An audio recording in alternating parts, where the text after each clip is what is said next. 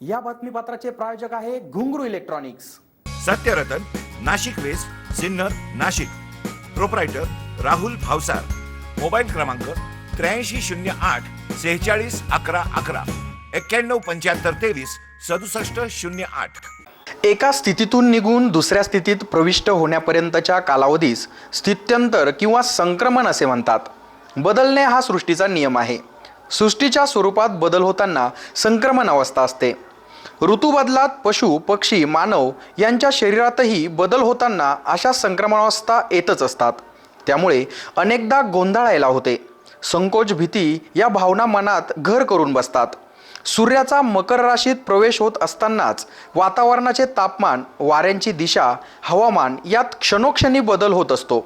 अशा बदलत्या वातावरणाचा मानवी शरीरावर व मनावर परिणाम होतच असतो।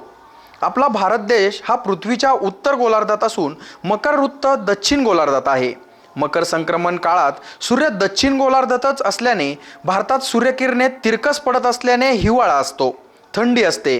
तिळगुळ इत्यादी पदार्थ चयापचनाच्या क्रियेत उष्णतादायी असल्याने मकर संक्रांतीच्या पर्वात तिळाचे लाडू, तिळगुळ परस्परांस प्रेमपूर्वक दिले जातात। संक्रांतीच्या पूजनासाठी बाजारात बोळकी, पाच पूजेच्या वस्तू यांची रेलचेल असून रंगीबेरंगी तिळगुळांची दुकानेही ताटली होती। बाजारात तिळगुळाचे विविध प्रकार आले आहेत।